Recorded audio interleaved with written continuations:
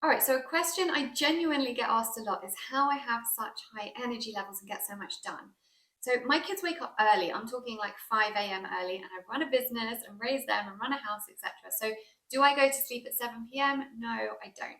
What I do is optimize the sleep I do get, however many hours that may be. And I wanted to share with you how I do that because sleep optimization is key to life optimization. And especially if you're a parent, this will be invaluable to you. So let's remember that we are cyclical beings with circadian rhythms. And from an evolutionary perspective, we've evolved to operate most optimally alongside the rhythm of the sun and the moon and the seasons. When we operate as modern humans with no connection to this, thinking we can just make up our own rules outside of nature, that's when we start experiencing problems. So the first step is about how much sunlight and air I get in the daytime. So as our bodies are on these circadian rhythm body clocks, we need sunlight during the day, and enough of it will enable melatonin levels to increase come evening time. So getting out into the sunlight every day, even if it's cloudy, it still works, I promise you, and getting enough fresh air to increase oxygen around the body. So stuffy rooms and no outdoor time will play their part in poor sleep patterns. So next, and this is a huge one, is artificial blue light. So again, we've evolved to require light during the day and more darkness as the evening approaches.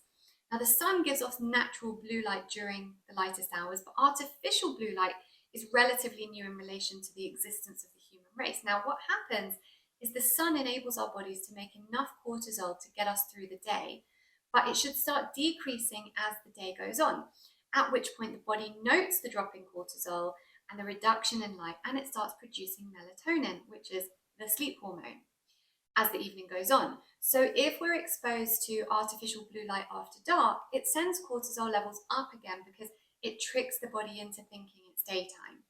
Now, cortisol is the stress hormone, so we really don't want it in excess. The more we make, the more it suppresses melatonin.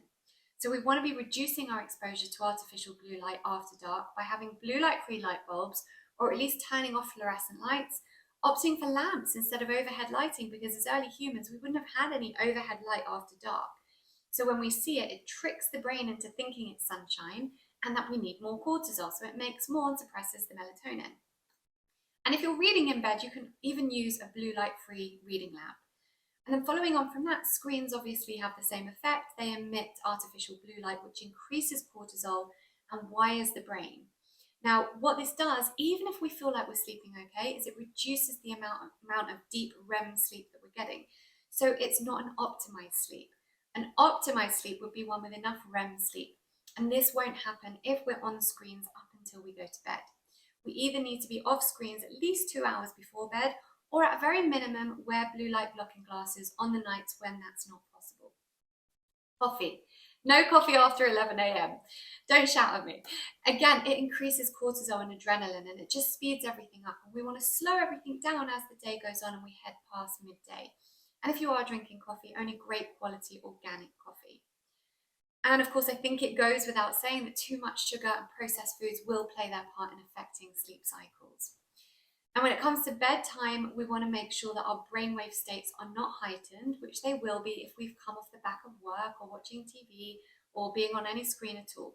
So even 10 minutes of breath work brings us out of the beta brainwave states back into alpha, where cortisol levels drop and we become a lot calmer and in a better place to fall asleep. Now, when I'm teaching nights, I make sure I do at least 10 minutes of breath work afterwards.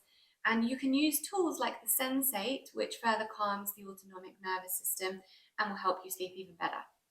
And lastly, I lie on an acupressure mat for 20 minutes every single night while I'm reading, which releases tension and promotes blood flow. So as you can see, so much of sleep optimization is actually about what you do in the daytime to optimize your health, which in turn optimizes your sleep. And the long and short of all of this is that it's not about the amount of hours of sleep you get, it's about the quality of sleep you're getting. And implementing all these steps will optimize those precious hours you do get.